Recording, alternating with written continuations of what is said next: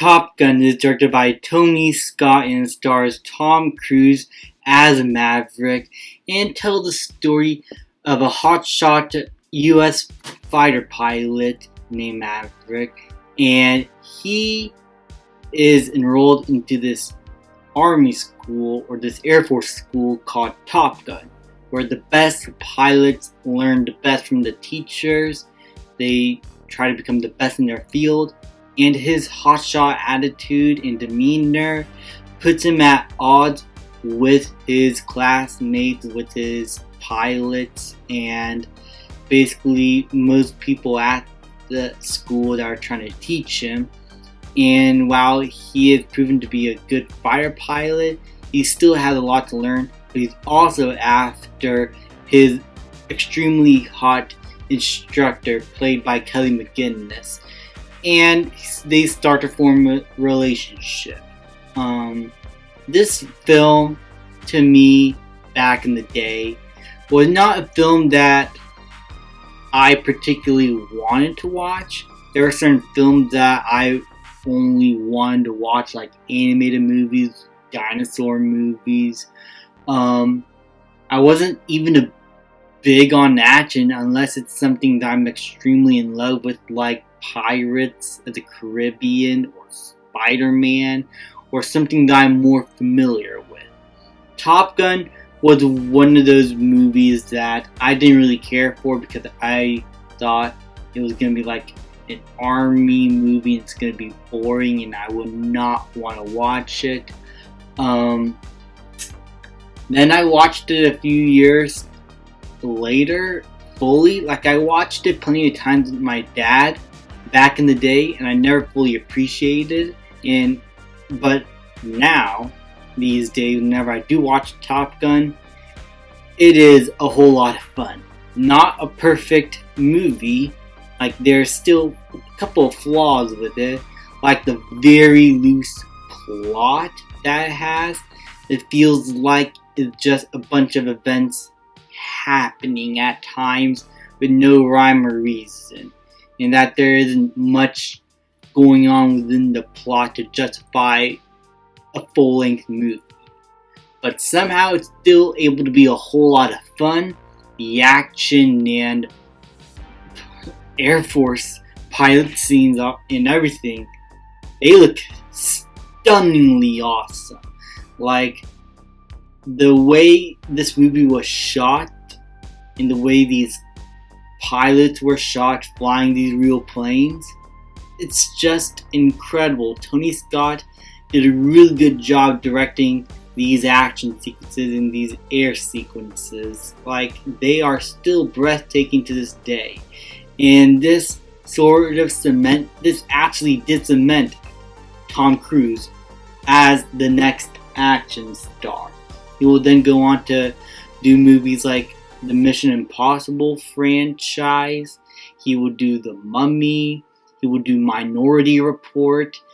He will do a lot of other action movies, and he is now known for being skillfully a physical actor. Basically, he's always into his craft, like being actually there without stunt doubles, doing these crazy stunts in real life.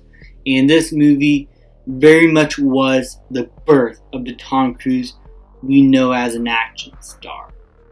And not just as an action actor, he's still really good as a dramatic actor. He is still a whole lot of fun here. His cocky demeanor is perfect.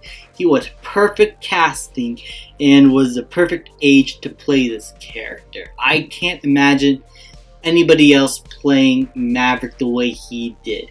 He oozes the exact amount of cool energy, the amount of cockiness he needed for this role, while also still feeling like a relatable character at times that does genuinely fall in love with his instructor. Don't worry, it's not like there's a big age gap, or at least I don't think so. But we're not going to talk about that aspect of the film because that'll be a completely different discussion. that I might not know much about, so I'll just shut up about it. The performances from everybody else and the other characters, like Val Kilmer as Iceman, and Kelly McGinnis as the instructor that Tom Cruise is falling in love with, they all do a good job. Val Kilmer grows to come to terms with Maverick while in the start of the film he doesn't really like him that much. They're at odds, and then gradually they learn to get along. Tom Cruise and the instructor also gets along. As I said, the plot is basic. A lot of the plot points you think will happen, they happen. But the movie exceeds at what it does visually well, and how it helms these Air Force sequences in the tone it has.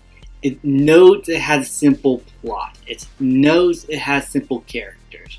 The beats you can see coming a mile away. But still, the movie still lets you have fun with it. It just wants you to have a good time. And this is why you see people saying this movie is not great, but as an 80s film, it is perfect. It encapsulates everything from that era of movies perfectly well.